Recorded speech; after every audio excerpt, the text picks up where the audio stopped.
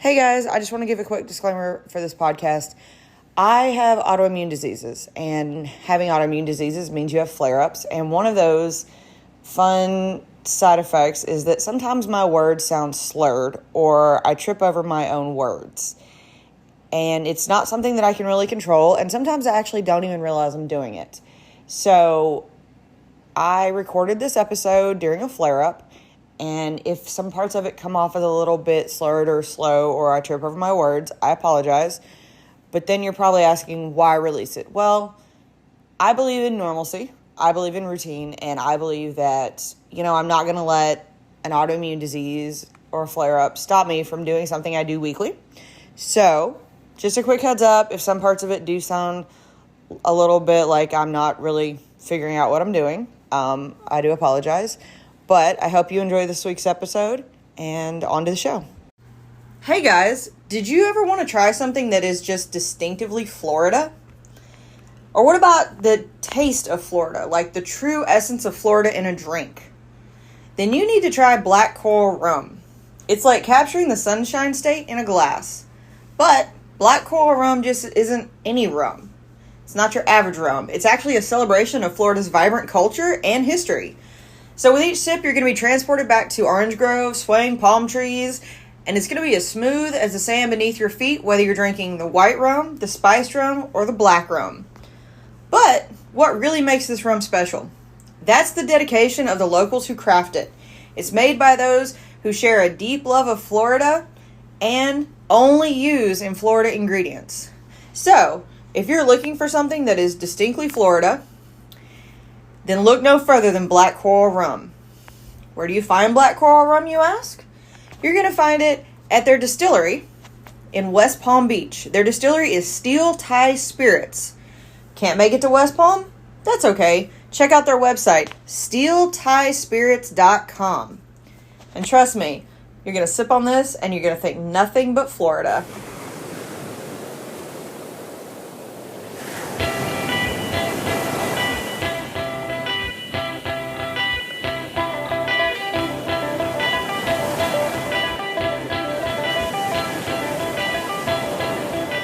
Hey guys, welcome to That Florida Feeling.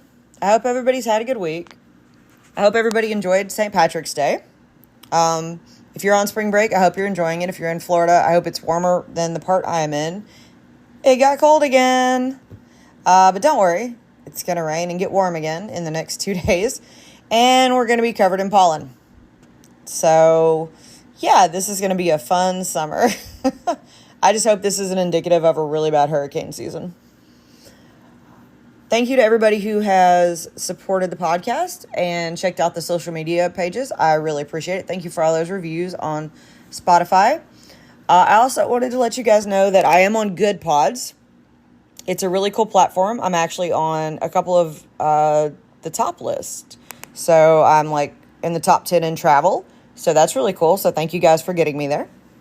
I also wanted to give a shout out to Unfiltered Studios. I am a podcast on Unfiltered Studios, and I just want to give them a shout out. There is an amazing group of people that are in the studios and actually run the studios. But go check out the studios. There is a really cool group of podcasts. They have some amazing topics. There's movie topics. There's mental health, talking about daily life, history. Stupid History Minute's really cool. I got to be a guest on that one. So just go check out Unfiltered Studios. You might find another podcast that you really like, although this is the only one for Florida, so don't go looking for another Florida one. But I just wanted to give them a shout out. It's a really great group of people, and I definitely love being a part of this group. So go check them out. You might find another podcast that you start following. I hope you guys enjoyed last week's episode. I had fun doing roadside attractions. Sometimes I even find new ones that I haven't been to. And it's always fun to find new places to go.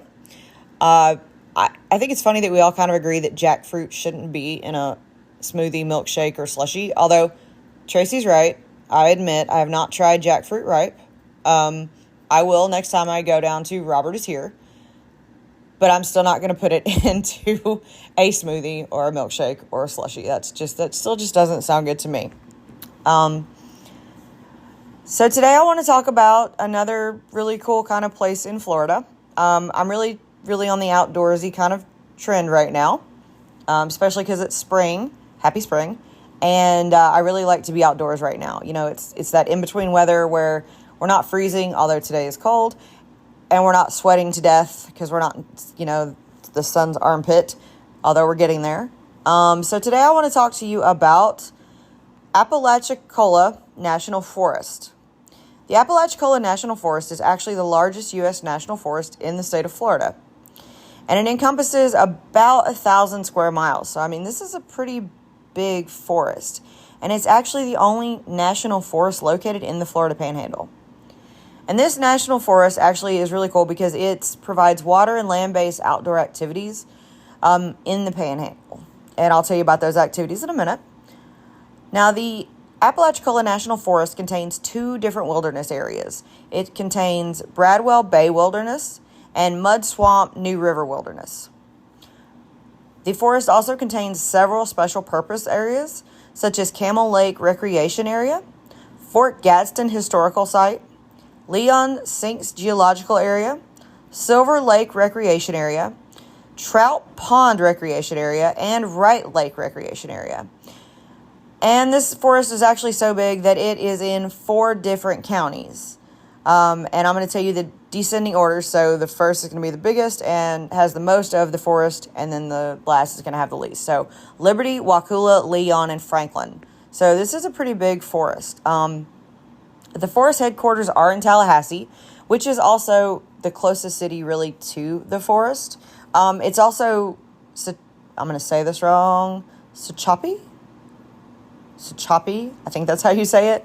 It's also near the forest. Now, one of the big draws to this forest is hunting and fishing.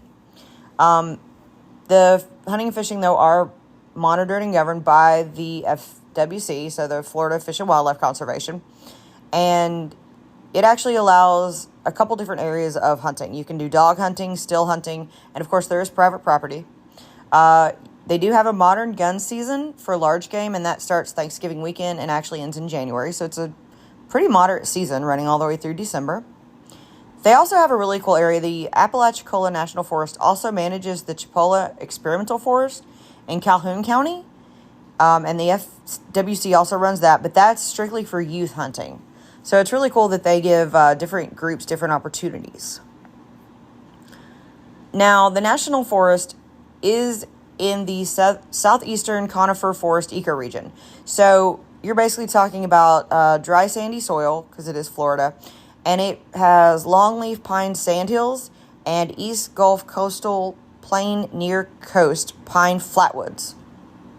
I don't know why we can't call them just trees. But sandhills are woodlands dominated by longleaf pines. So they're the really tall pine trees that they don't have branches for like 10 feet up, and they're sparse. You've seen them if you've lived in the Panhandle or towards Jacksonville. And these communities are really sustained by frequent fires, but they're really pretty. But the forest, you can tell it's a forest, but it's not like a thick forest. And the nearby floodplains in the forest are spring-fed rivers. Not able to talk today, you guys. But the spring-fed rivers grow the southern coastal hammocks as well. So it's also a hammock plains. And then the dense forest of evergreens and delicious hardwood trees. I said delicious. Deciduous. I'm apparently hungry too. Deciduous hardwood trees are also found towards the center of the forest. So it's kind of a really cool mix of trees in this area. It's a really cool region. Blackwater rivers support the Blackwater floodplains, which actually allow bald cypress to also grow along their banks. Major rivers support diverse East Gulf coastal plain large river floodplain forest. I don't know why. These are really hard to say today, you guys. When I write this out, I'm like, this is going to be so good. And I cannot say Gulf coastal. So what's really cool is, like, depending on which part of this forest that you're in, you're going to see different parts. So, if you're towards the river part of it and the water area, you're going to get to see the bald cypress, and which is going to bring a whole other area of wildlife and nature. And then if you're wandering through the trails, you're going to see the hammocks and you're going to see the pines. And so it's really nice because, and that's the really cool thing about Florida, depending on what part you're in, you're just going to see a whole other kind of world. You're going to get to see something different. Now, the notable animals that are going to inhabit this forest are going to be the red-cockaded woodpecker, fox squirrels, red fox, raccoons, gray fox, bobcats. Don't pet the murder kitties. Don't pss the murder kitties. I've done that, by the way. Of course, coyotes. Coyotes roam everywhere. Black bears are actually found in the Panhandle and in this forest. Wild turkeys, which are good for hunting up there. And then alligators. Alligators are all over Florida. You'll also find a wide variety of birds, especially through the migratory season. This forest is also home to several wetland plant communities. So in the swamp basins, you're going to find the bald cypresses. And then in the wet prairies and the flat plains, you're going to find grasses and sedges, which are flooded and then maintained by frequent fires, which allows for like nature to kind of how the Everglades pretty much take care of themselves. Nature kind of weeds it out. But of course, the cypress domes are small, and then you have the cypress ponds. Those are the ones that have like the dome-shaped appearances. So, like I said, it really depends on what part of this forest you're in as to what you're going to get to see as far as nature and plants. The really cool thing about this forest, though, is that it does contain thousands of acres of old-growth pond cypress swamps. So that's the cypress domes. And then the Bradwell Bay Wilderness that I said was one of those areas. It contains about 100 acres of old-growth /pine swamp tupelo swamps. So that's like the... So it's like a tree, but it looks like one tree that has like 5 trees coming out of it. And it's a species of tupelo, and they really only live in wetland habitats. I'll post a picture of them. But you'll see them mostly in the swamps. I've seen them a lot in like the Panhandle over to Louisiana, but I'll definitely post a picture of them. So the Bradwell Bay Wilderness part of the forest, and this part was actually established in January of 1975 by the Eastern Wilderness Act. And the bay is not really like the bay you're thinking of. Like, it's not a huge body of water. It's actually just a recess of land, partly surrounded by hills. And so basically, in this instance, it's mostly a swamp or like standing water. And this is where the Sochoppy River really marks the eastern edge. So it's marked by the river. And then this is actually a section of the Florida Trail, which is part of one of the 11 National Scenic Trails in the United States. And it goes through Florida. And this is the part where it's like the swampy terrain. So this is like the swampland of Florida. This is where you're really going to find the TT trees, which are really cool. Like, they look like a flowering plant. They're more in tropical regions. They're really, really pretty. Longleaf pines are going to be found here. Wiregrass, lullaby pines, which are, again, those really tall pines that go like 30, 40 feet up, and then you don't get branches to like 20 feet up. And then those slash pines, the ones that have like the one tree with like 5 trees coming out of it. This is also where you're most likely to see the white-tailed deer, black bears, and alligators are really going to be found in this part because of the swampy nature. The Bud Swamp New River area, that's the other part. This is more of a refuge. This was established in September of 1984. And this is more of a clay-rich soil. So this is actually going to hold more water, actually, than the Bradwell Bay Wilderness. So this is more of like, think of a really shallow lake with like small islands. This is where you're going to find more of the insects and then also alligators. Black bears do roam the waters, but this is also where the New River passes through. And you're going to find more of the Atlantic white cedar trees, which are cedar trees. You're also going to find more the bald cypress and gum swamp trees, and this is where you're more likely to see more of the like the bald eagles in the part of the forest. And that's what really I think is cool about this national forest, is that there really is so much to do here. And some of the activities that you can do, like I said, are bicycling, camping, fishing, hiking, horseback riding. You can even camp with your horses, hunting, nature viewing, picnicking, scenic driving, so you can drive through it, and then water activities. So mountain biking, they have 2 actual designed bicycle trails. There is the Munson Hills Off-Road Bike Trail, which is a natural surface. So, it's cut out, but you're literally going to go over, tree roots. And then there's road cycling, which is like more of a paved trail. It's underdeveloped, but it is kind of more of a paved, at least set apart more. And they have 2 of those, and it's kind of cool because they have a trail that goes actually from Tallahassee to Choppy. And then there's a St. Mark's rail trail, which actually follows an old rail line from Tallahassee to St. Mark's within this forest. So those are kind of cool. And then you can also take the mountain biking on the trailhead, which is another one, which is also really unpaved. So again, if you're not into mountain biking or you don't have a mountain bike, don't take either the Munson Hills Off-Road or the trailhead, because you might end up regretting it. Also, you might want to wear padded shorts for those. Another fun thing is people do like to camp here. I mean, they have actual campground camping. And there's actually a few.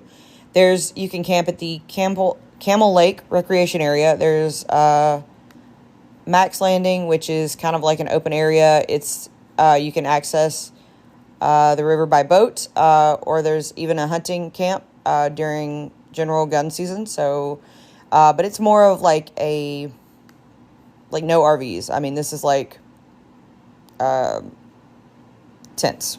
I mean, like primitive. That's the word I was looking for. It's very primitive camping for that part of Camel Lake. And then there's the Whitehead Landing, also at the Camel Lake.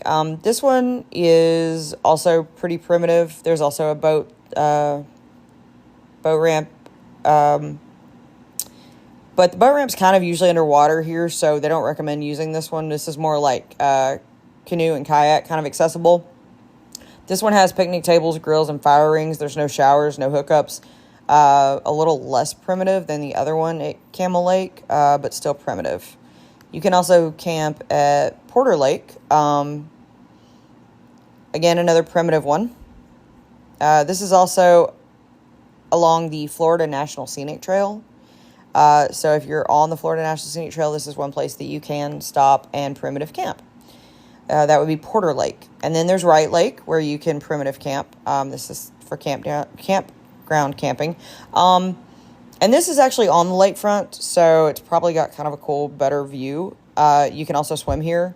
You can picnic here. They do have picnic tables. They actually have grills, too, as well, right on the lake. You can paddle boat on this thing, and you can do trolling motors, so like nothing high speed. This one actually has 18 campsites with tent pads and fire rings, so it's a little more set up. You can also fish here, and this is probably also one of the great places to see nature viewing, like the migratory birds. And there's also 2 trails that go off of Wright Lake. So if you want to basically make like a whole day overnight thing from it, I would probably pick Wright Lake, because you can walk the trails, you can camp, you can fish, you've got the grills.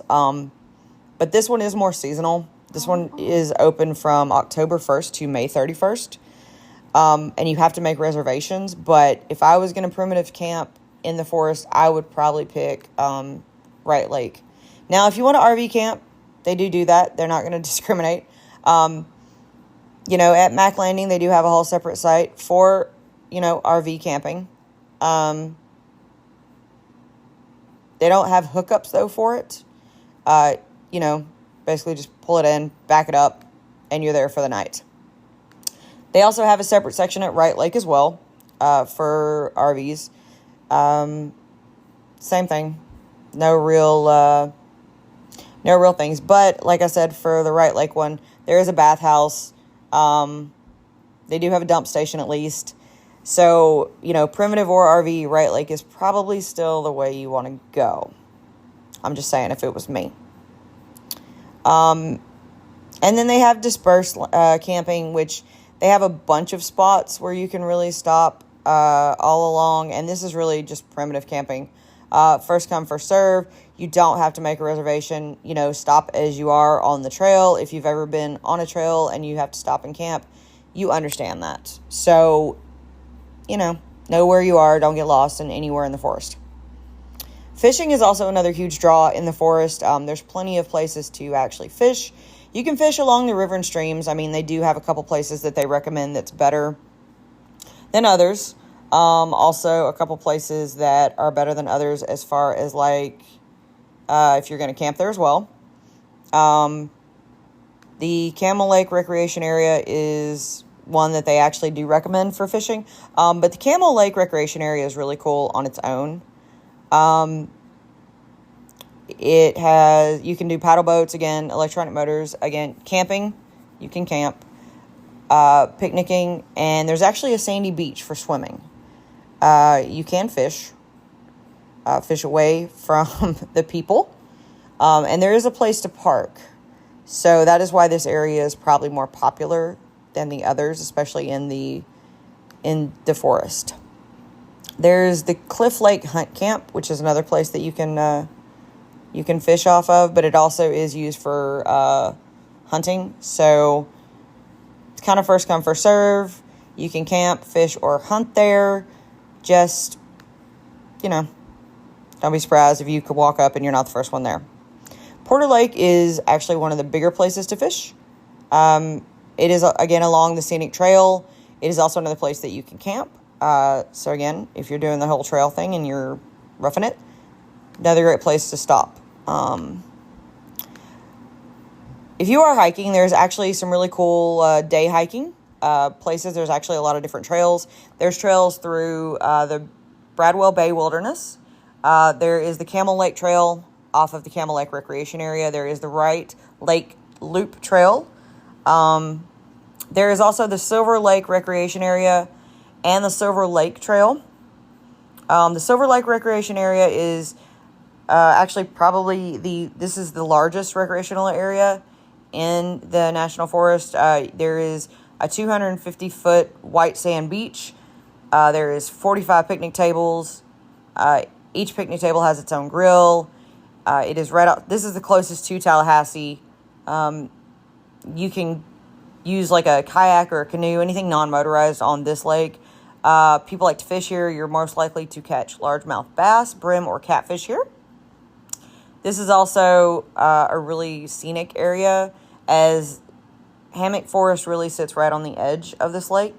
You can fish from the banks, and since the hiking trail kind of goes around it, you can actually fish from many spots on the hiking trail.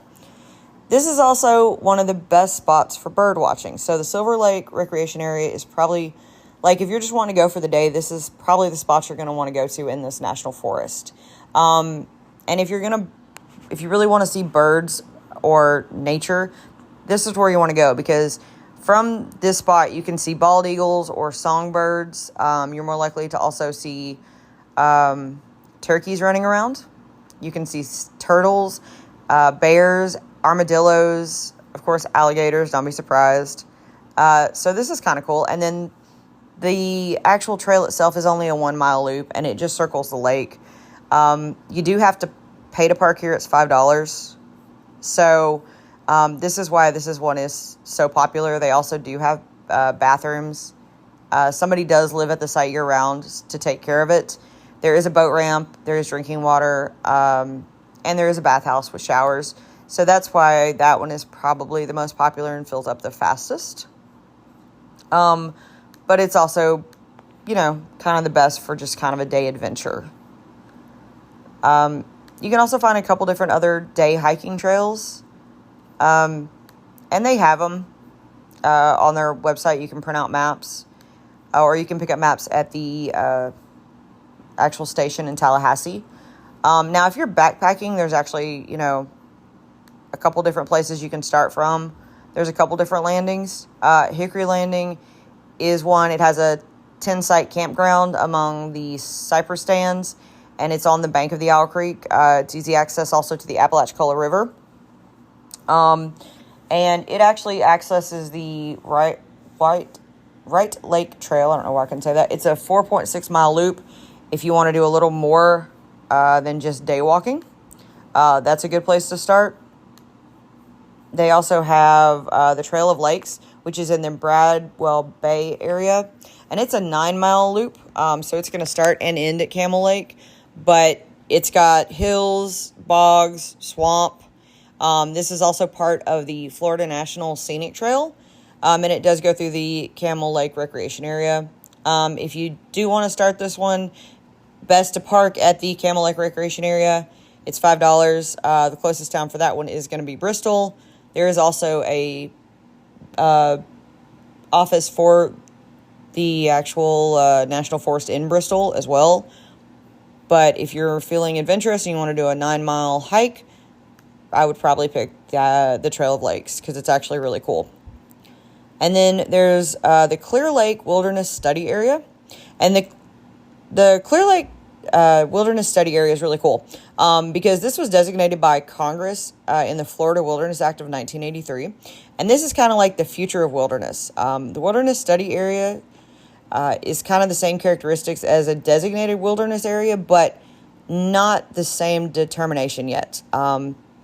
It is still like managed by the Forest Service, but it's more of a experiment. So it really showcases a prime ecosystem that is not currently represented by the National Wilderness Preservation System. This is basically longleaf pine. They are really watching to see how longleaf pine is doing and its preservation. So they allow you to go in and to explore it. They absolutely believe in the leave no trace principle. So if you take it in, you have to take it out. You cannot disturb the wilderness. You cannot disturb the wildlife. You leave it as you find it. If you walk in there, you have to walk on durable surfaces. You must minimize use. Campfires have to be contained. And if you go in, you have to let someone know. You can't take a vehicle in. You have to take all of your own water and food and supplies. And you have to camp 200 feet from trails and roads and at least 100 feet from a water source. So they're very kind of strict about this one because it is kind of more of an experimental thing that they're trying. But it's really untouched, so you get a really cool look at the wilderness around you. They do have horseback riding and camping. And you really kind of have to contact them about what their rules are for that. Of course, hunting is really one of the major draws to this area. They do have small game hunting. They actually have a lot of areas for small game hunting. They have a lot of camps and creeks. They do have... you have to have a hunting permit to hunt in this wilderness. The Mud Swamp New River Wilderness, they have a lot of different areas that you can hunt in. Of course, it depends on what you're hunting as to when your season is. You need to check that out. They do have a whole page on it. So if you're into hunting and you want to know what season and you want to know an area, just check that out. They probably have 20 different areas within this forest alone just for that activity. Now, if you are into nature viewing or wildlife viewing, which that's kind of what I do, this is actually one of the perfect places. I mean, you can view wildlife, you can view plants, you can view scenery. One of the cool things that I found was the Leon Sinks Geological Area. And this is kind of right off 319, just south of Tallahassee. The Leon Sinks Geological Area is actually a really cool area. It's got 5 miles of trails leading to a series of sinkholes. Some big, some small. And the land in this area is it's limestone, but it was eroded and dissolved by rainwater, and so now groundwater has filled it in, and it's pretty. The actual terrain is called a karst, and it's got really cool features such as wet sinkholes, depressions, natural bridges, and disappearing streams. So there are trails and boardwalks. It's a very protected area, so if you do go, stay on the trails. You can visit during the day. You can walk around the site. There is a 3.6-mile sinkhole trail to visit numerous sinkholes and geological features, or a 2.8 gum swamp trail, which is around the cypress and gum swamps. There is a half-a-mile trail that connects the two trails to complete an entire 4.4 outer loop trail. So, whatever you're feeling, you can do this here. And you're likely to see gopher tortoises, deer, turtles, turkeys, hawks, raccoons, snakes, salamanders. And this is a really cool area just to learn about the geography and the geology of the area. You can visit the area. They do have certain hours depending on the time of year. It's $5 per vehicle. You cannot hunt here. Swimming is not allowed here. So, I mean, this is one of those really cool features in Florida that, it's kind of only in Florida. That is, it's just part of our landscape. And so I definitely recommend checking this one out. It's one of those really cool areas. Again, if you're just wanting to view wildlife, there is the Apalachicola Savannah Scenic Byway. So if you're just wanting to drive past, this is definitely something to check out. Just drive by at any time. The Scenic Byway actually begins 9 miles south of Bristol, Florida, and it's the boundary of the National Forest on State Route 12. And if you follow State Route 12 for about 4 miles before turning onto State Route 379, you just get to see some really pretty scenery. You get to see some magnolias, some cypress, some oaks, some really pretty flowers. And, you may see a random black bear or a bobcat. You may see a raccoon. You see some migratory birds flying over without leaving your car. So it's just kind of a cool little area. If you do want to leave your car, there's still a couple other areas, that, you can still get out. Of course, the trails, any of those recreational areas are still great for nature viewing and scenery. If you want to have a picnic, any of the recreational areas are great. But if you want a group picnic, Prospect Bluffs Historic Site is a great place to check out. And Prospect Bluffs is really cool. It's actually the site of 2 successive forts. The first fort was actually built in the War of 1812 by the British. And the tragic massacre of more than 300 African Americans who held the fort under the British flag in 1816. And Prospect Bluff actually played an important role in Florida history. It is located along the Apalachicola River, and this interpretive area actually offers a detailed information about the site and its history, along with trails, river access, and a really cool picnic area. During the War of 1812, the British fort was placed in a strategic spot along the river, which was the highway for commerce before railroad days. On July 27th, 1816, U.S. Navy forces led by Colonel Clinch fired on what was then to be called the Negro Fort. One of the early shots from the ships landed in the ammunition shed in the fort, resulting in a mass explosion, which left only 33 survivors to tell the tale. I've actually talked about this in another episode. They said that was one of the luckiest shots ever and one of the worst explosions ever. In 1818, Lieutenant James Gadsden oversaw the construction of a new fort as the U.S. fort in the heart of Spanish territory under the auspices of my least favorite person, General Andrew Jackson. Fort Gadsden remained until 1821 when Florida became U.S. territory. So you can go and you can see this area. It is extremely culturally significant, so they do ask that you are very careful. They do want to preserve the area around the historic location. This area did suffer some hurricane damage, so they are doing restoration areas, so it does open and close. So you just need to check and see when it is open. They do have parking and picnic tables and toilets. It is a really nice area, especially if you want to have a big group. Again, if you're doing the scenic drive, the Savannah Scenic Byway I told you about is one, or the Big Bend Scenic Byway is another. And the Big Bend Scenic Byway is right outside the National Forest at the Tallahassee Airport. And it takes you over 200 miles, and you can see birds, butterflies, animals, wildflowers, and forest. And it really actually takes you along the footsteps of the Apalachee and the Creek, Spanish conquistadors, the British, the American troops, pioneers, cow hunters, Florida crackers, cotton and timber barons, and even Hollywood producers following the byway and historic markers. As you drive along, you will see interpretive displays, parks, museums, forts, depots, lighthouses, and even historic buildings. You're going to see tons of Florida scenery, small towns, and rural countryside that take you all through old Florida. So it's really cool that does start in the Apalachicola National Forest. And I will tell you about this. This is going to be another podcast because the Big Bend Scenic Highway is something that is really cool. And it really is, local. I mean, it is Florida. And it takes you through a lot of old Florida. And it takes you through a lot of the Panhandle that most people don't think to explore. That is another option that you can take driving through that area if you do go to the National Forest. Now, of course, I did tell you that water activities are pretty big in the National Forest because there are rivers going through it. You can boat. You can bring your boat and trailer, and there's a lot of places that you can launch a boat. The Apalachicola River, there's plenty of places you can launch. You can launch it on Wright Lake.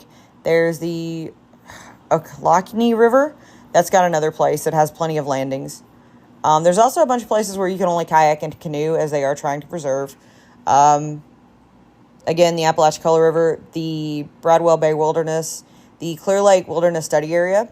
Lost Creek is another place that you can only kayak and canoe. And Lost Creek is kind of cool. Lost Creek is really generally at its highest June through September. And you can float through really without the obstruction of logs. I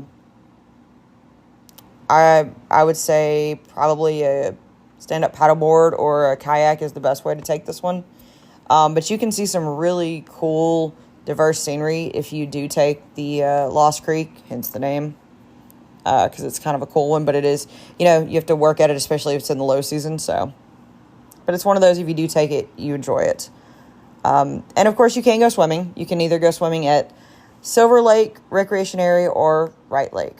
I'm not going to lie to you guys. Apalachicola National Forest had a lot more to do than I realized when I first started looking into this. I have been to it. I've driven past it. I did not realize exactly what all was in it. It's a really cool area. They actually do a lot for conservation. They have a lot of different projects going on. They really do care about the land. Of course, some of it did sustain some hurricane damage, and that really does suck. Unfortunately, the part of living in Florida. And they do have a bunch of different, things going on. I know one of their projects right now is they have a Beasley Pond analysis, and that's really where the Forest Service is going to try to do a restoration treatment of about 3,800 acres of forest land in a part of the Apalachicola National Forest.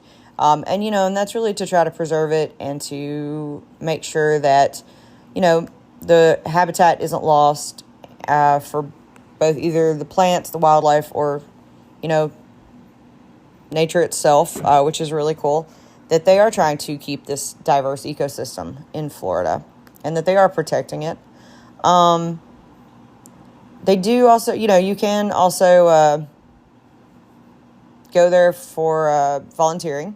They do have volunteer opportunities, and there is a lot of history in this area, especially with the Prospect Bluff. I definitely recommend checking it out. It is really cool. I'm not going to lie, I can't wait to go back. I can't wait to walk some of the trails, especially going to the sinkholes. Now, if you're in Appalachian National Forest and there is, you want to do other things, there are small towns around it. Or if you want to go and you don't necessarily want to stay there, you can go to Tallahassee. It's close by. And there's a couple fun things to do in Tallahassee. But if you are looking for something fun to do on spring break and you're near the Panhandle, do go check out the National Forest. Or if you're looking for something fun to do in the next few coming weeks or even this summer, definitely go check it out. It kind of has something for everybody. It can be a day trip. It can be a couple days. But it's one of those kind of hidden Florida things that I think is fun, especially if you enjoy outdoor and natures. Like there's more than one nature. And nature. All right, guys, no Florida man this week. But yeah, please have fun this week. If you're dealing with spring breakers, I feel for you. I'm in the same boat. Don't forget to wear your sunscreen, drink your water, and as always, guys, that's your daily dose of sunshine. This podcast is a production of Unfiltered Studios. If you would like to know more about joining Unfiltered Studios, please visit our website at unfpod.com for more information.